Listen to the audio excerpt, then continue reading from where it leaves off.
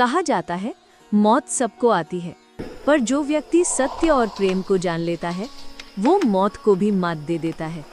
ऐसे ही थे संत कबीर दास जी, जिन्होंने मरते वक्त भी दुनिया को एकता और भक्ति का सबसे बड़ा संदेश दिया। आज हम जानेंगे कबीर जी के निधन के समय आखिर क्या हुआ था। कबीर जी ध्यान में बैठे हैं, उनके आसपास शिष्य। कबीर जी वाराणसी में रहते थे। एक दिन उन्होंने अपने शिष्यों से कहा, अब इस देह को त्यागने का समय आ गया है, पर मैं मरने नहीं जा रहा, बस इस शरीर से मुक्त हो रहा हूँ। उनकी वही वाणी गूंज उठी, माटी कहे कुम्हार से तू क्या रौंदे मोहे, एक दिन ऐसा आएगा मैं रौंदूंगी तोहे। लोग कबीर जी को रोक रहे हैं, पर वे मुस्कुराते हुए आगे बढ़ते हैं। उस समय एक मान्यता थी, काशी में मरने वाला मोक्ष पाता है और मगहर में मरने वाला नरक जाता है। पर कबीर जी ने कहा, अगर भगवान हर जगह है तो मगहर में मरने वाला नरक क्यों जाएगा। उन्होंने इस अंधविश्वास को तोड़ने के लिए काशी छोड़ दी और मगहर चले गए।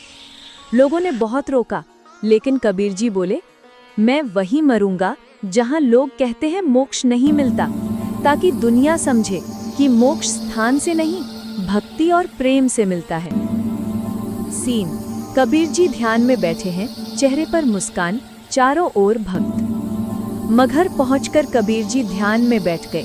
हिंदू मुसलमान सभी उनके चारों ओर भक्ति में लीन थे। धीरे धीरे उन्होंने आंखें मूंद ली और परमात्मा में विलीन हो गए। सीन, हिंदू मुसलमान बहस कर रहे हैं, फिर चादर उठाई जाती है। उनके निधन के बाद हिंदू बोले, हम दाह संस्कार करेंगे। मुसलमान बोले, हम दफनाएंगे। झगड़ा बढ़ गया। तभी किसी ने कहा, चादर हटाओ, शायद कबीर जी ने कोई संकेत छोड़ा हो। चादर हटाई गई तो वहां शरीर नहीं था, केवल फूलों का ढेर था। सभी के आंसू बह निकले। हिंदुओं ने आधे फूल जलाए, मुसलमानों ने आधे दफनाए। और इस तरह कबीर जी ने मृत्यु के बाद भी एकता का संदेश दे दिया। कबीर जी ने सिखाया कि ना हिंदू ना मुसलमान, सबसे बड़ा है इंसान। उनकी आत्मा आज भी हमें यही कहती है कि प्रेम ही सच्चा